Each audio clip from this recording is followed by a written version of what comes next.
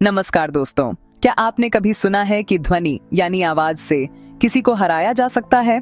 आज हम बात करेंगे भारत की खोई हुई विद्या, शब्द भेदी विद्या की, जिसे कहा जाता है कि महान राजा पृथ्वीराज चौहान ने प्रयोग किया था और उसी से उन्होंने अपने शत्रु मोहम्मद गौरी को मार गिराया, वो भी अंधे होने के बाद।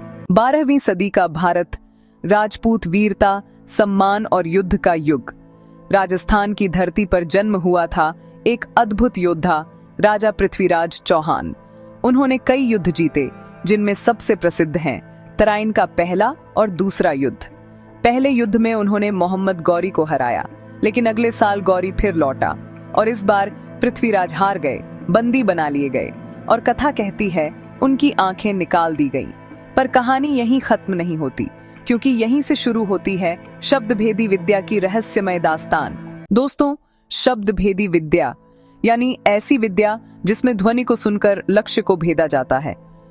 पुराणों में लिखा है, राजा दशरथ को यह विद्या आती थी। वो बिना देखे सिर्फ आवाज सुनकर बाण चला सकते थे। कहा जाता है कि ध्वनि की दिशा, दूरी और कंपन का अनुमान लगाकर बाण अपने निशाने पर जाता था।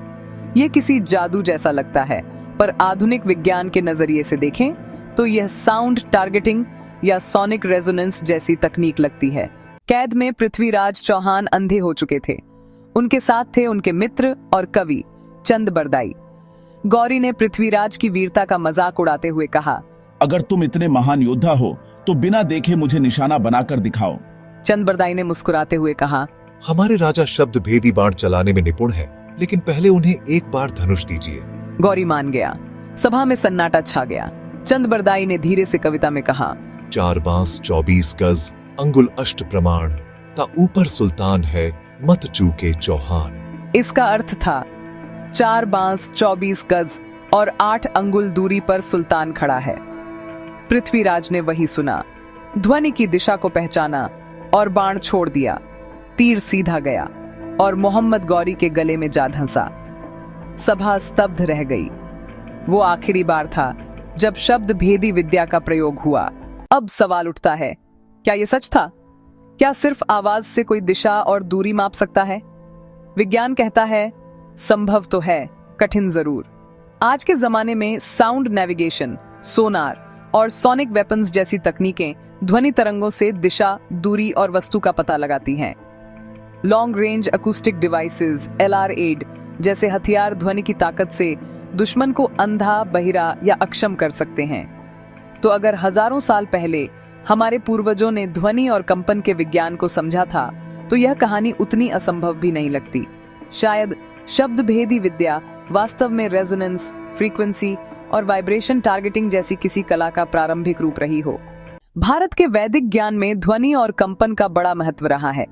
मंत्रों के उच्चारण, यज्ञों में प्रयोग होने वाली ध्वनियां, यह सब स्पेसिफिक फ्रीक्वेंसीज पर आधारित होते हैं।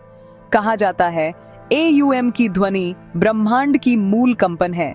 अगर ध्वनि से मन, शरीर और वातावरण पर असर हो सकता है, तो क्या युद्ध में भी इसका प्रयोग संभव था?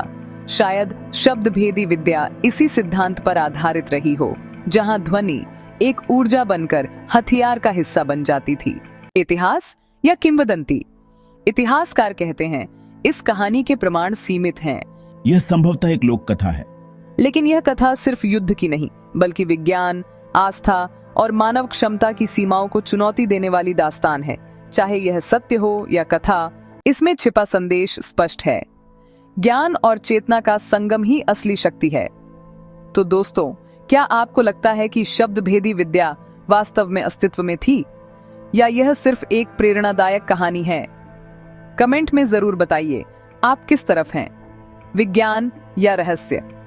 अगर आपको यह वीडियो पसंद आया हो तो इसे लाइक करें, चैनल को सब्सक्राइब करें और शेयर करें, ताकि और लोग भी भारत की खोई हुई ध्वनि विद्या की यह रहस्यमयी कहानी जान सकें। धन्यवाद। जय हिंद।